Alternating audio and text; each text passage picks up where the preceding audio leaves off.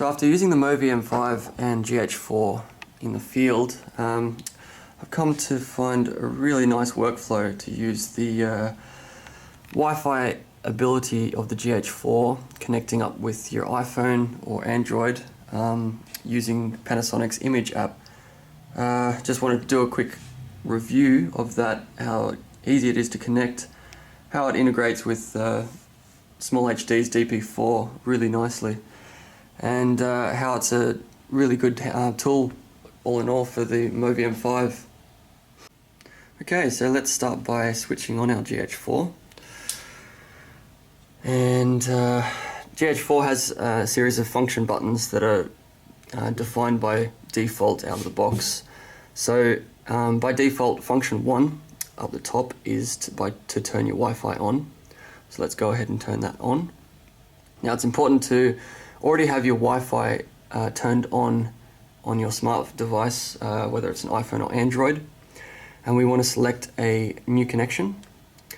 And you've got a series of options there. Remote shooting view, playback on TV, send images while recording, send images stored in the camera. All these you can do over the Wi-Fi network, which is pretty cool. The one we're interested in at the moment is remote shooting and view. So we'll go ahead and click that one. Now Panasonic has a really easy feature to connect the Image App to the smart device using QR code. So if we go over to the Image App here on your smart device and select QR code for connection, now you get up with this screen. It takes a couple goes for this to actually register, but you can see here once you've aligned it, there we go. So now it'll come up with this profile here. Now press install now, put in your phone's PIN code and press done. So once you've done that, then on the GH4 it comes up with Wi-Fi connection completed, and it asks you to open the Image App. So you go back to your phone and open up your Image App again. Now it'll try and connect, and on the GH4 it'll say under remote control. And down at the bottom you have a series of options here as well. You've got live control, playback, function and menu. At the moment it's in live playback, so it's actually accessing all the clips from the memory card. Now we want to go to live control here. And as you can see, it's actually now in a live view of the GH4. So I managed to pick up one of these really cool smartphone holders that connects to a tripod off eBay for about $5. It connects directly to the accessory adapter for the Movi, which is really cool, and it's a great little holder for simply just popping your phone in like that. And now you can see from the live view I have the record function directly where my thumb would be when I'm holding. I can simply go up and press record. I can click up here to change my white balance settings directly from the app itself. I can change my ISO settings, which is really handy. Then I can change my focus area, and I can change the aperture and shutter speed all directly via little scroll buttons. Really simple to use and really easy to access. Some of the other functions you can use on this app, you can go to the menu, you can change your photo style. So at the moment I'm using Cine D. You can change any picture profile.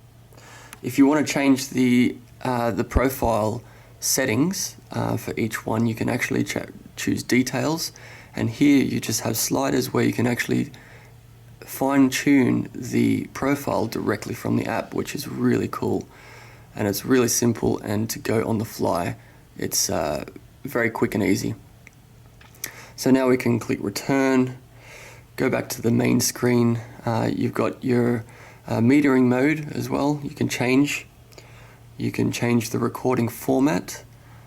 You can also change the video record quality to anything that you'd like in that. If you're wanting to do a variable frame rate, I don't think you can actually change it directly in this app. So that means if you want to do the slow-mo 96 frames a second, you'll actually need to change that directly on the camera.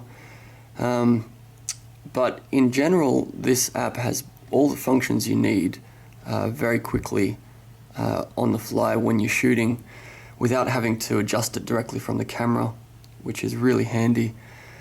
I used this all in all for about 2 hours straight, and everything lasted battery-wise really well, and surprise, surprise, the iPhone actually died the first.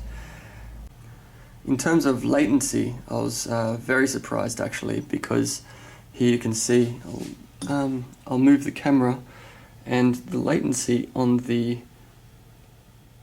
actual image on the phone over the Wi-Fi network is very minimal, which makes it really easy to do the adjustments and actually monitor the picture directly from the iPhone, which is quite handy.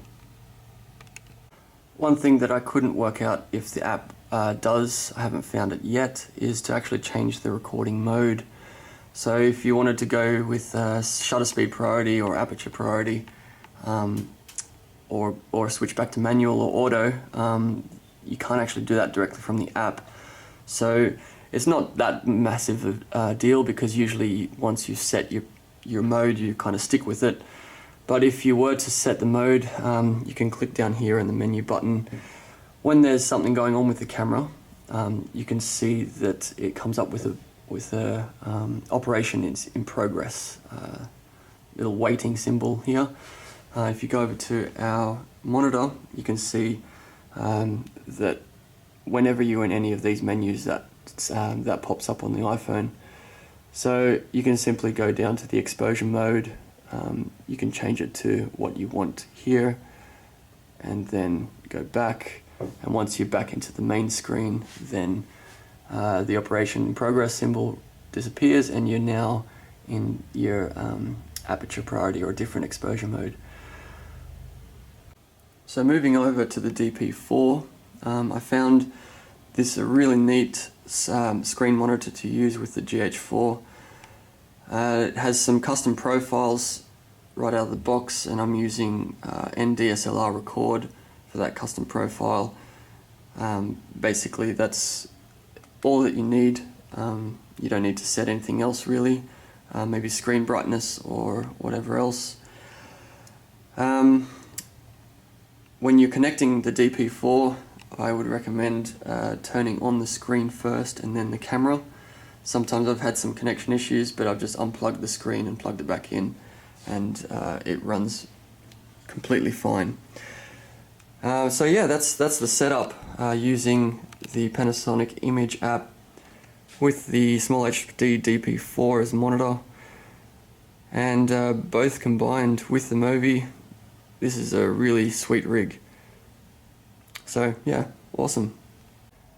One thing to also remember when you're doing any type of 4K recording, obviously there's no small monitors that support 4K output in HDMI, so if you're having troubles with the connection to the SmallHD, go into your settings and make sure that you're in the motion picture settings in the HDMI record output, that the 4K down convert is set to 1080p, and then after that you shouldn't have any issues.